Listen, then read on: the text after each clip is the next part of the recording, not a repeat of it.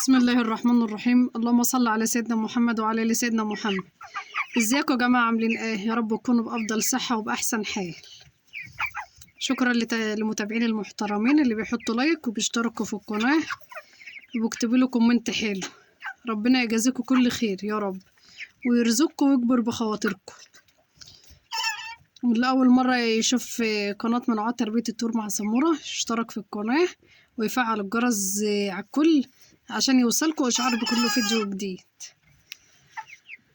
دلوقتي بقى يا جماعه هنعمل فيديو على اخطاء بيقع فيها المربيين. اول خطأ يا جماعه بيقع فيه المربي الفرشه. فالفرشه تكون نظيفه وناشفه تحت من الفراخ.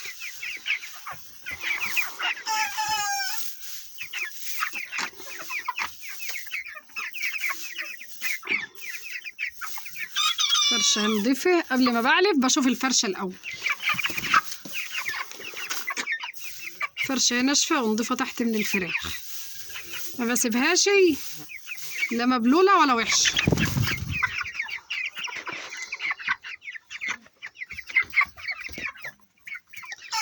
ونطهر الفرشه كمان برشه جير مره او مرتين في الاسبوع. تاني مشكله يا جماعه بتقابل المربي اللمبه. فاللمبه لازما اللي هو النور لازما يكون بعيد عن العلف. تمام يا جماعه؟ شوفوا العلف فين واللمبه فين. اللمبه اللي بعدها عن العلف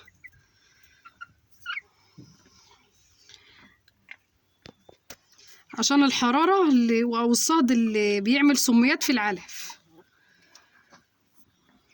تمام يا جماعه؟ شوفوا انا بعد اللمبه اهي، اللمبه بعيده اهي والعلف بعيد. تحط لهم العلف اهو،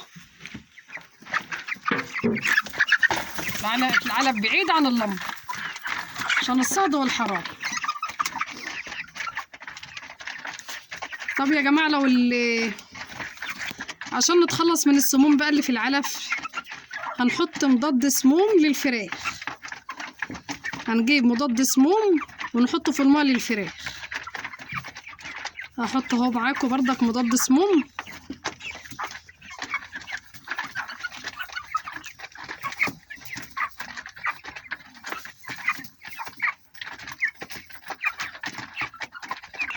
هحط اهو مضاد سموم معاكم. حط ربع كوبايه خل في الميه، ربع كوبايه خل في الميه. ده خل ابيض، خل ابيض طبيعي اهو، تركيزه 5%. حط المضاد سموم خال، حط ربع كوبايه في الميه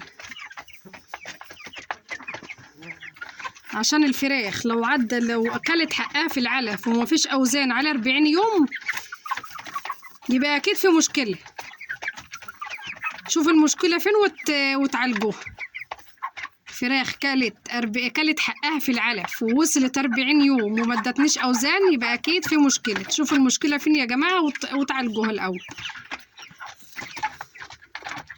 عشان فيها ناس بتشتكي وتقولوا الفراخ عدت 40 يوم ومفيش اوزان، يبقى اكيد الفراخ دي عندها اسهال او عندها حاجه.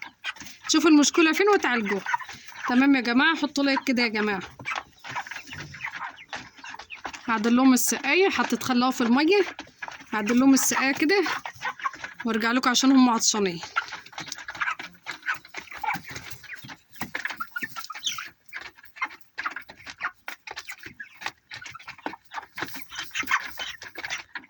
عدلت لهم السقايه اهو.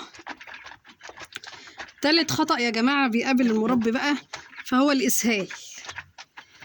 ولو في اسهال الفراخ مش اوزانها مش هتزيد، فلازم نعالج الاسهال الاول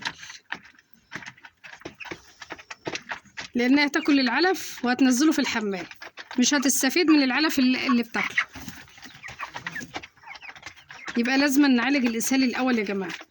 لو في عندكم اسهال بني لا قدر الله هنعمل حلبه وهنحطها في الميه او شاي على نعناع وهنحطه في الميه. هناخد من مغلي الشاي ونحطه على في الميه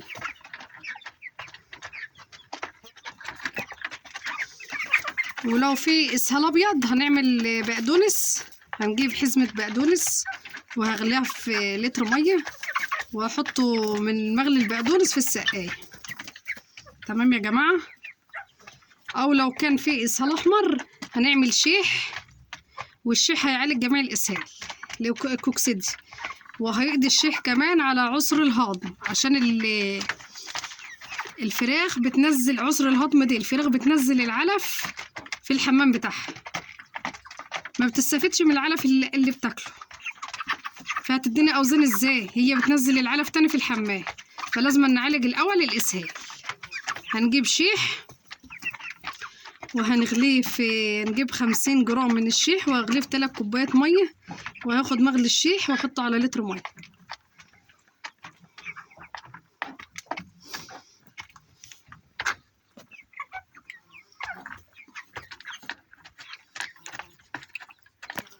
فراخ اهي يا جماعه بتاكل وبيشربوها.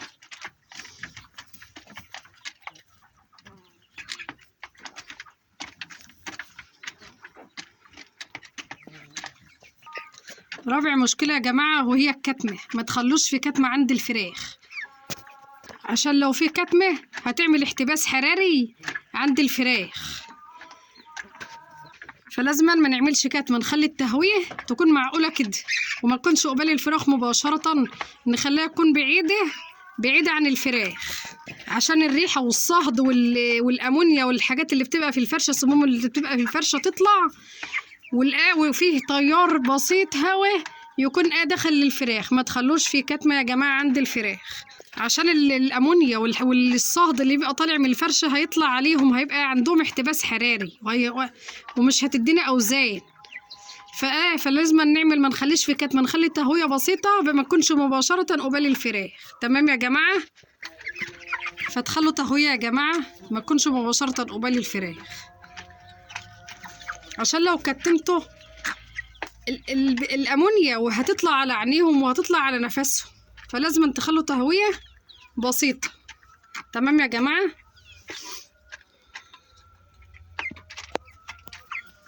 فراخ اهي كلت وشربت ونامت اهي.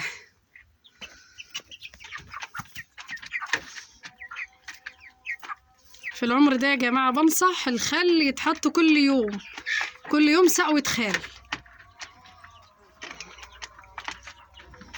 هما النهارده بقالهم بسم الله ما شاء الله 35 يوم.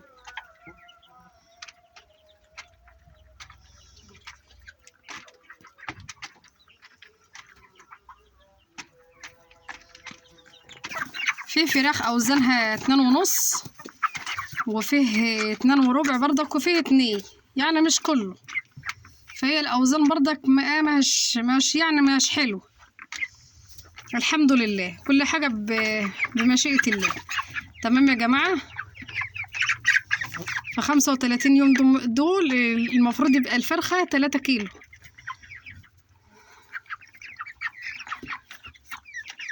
فهم كان عندهم اسهال، فبعالج الاسهال الاول يا جماعه، بعمل لهم شيح وبحط لهم في الميه. تمام يا جماعه. فالحمد لله بفضل الله الاسهال اتمنع.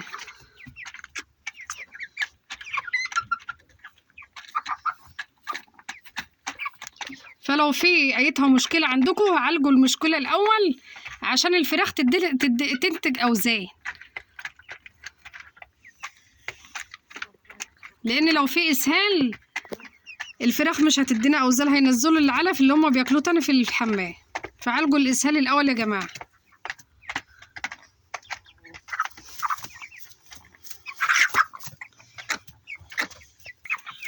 فبسم الله ما شاء الله انا وزنت القط 2.5، وفي 2.600. تمام يا جماعه.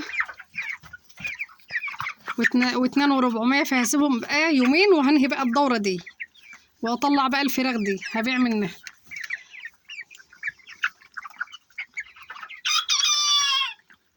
والفراخ البلد اللي كانوا معاهم انا نقلتهم في مكان تاني، عشان انا خلاص هنهي بقى الدوره دي. بينطوا بردك وبيجوا، يعني انا محوطه عليهم في مكان تاني، بيطيروا ويجوا تاني عند الفراخ هنا. هطلع بقى بإذن الله كده، هنهي الدورة دي بقى عشان أدخل فراخ تاني.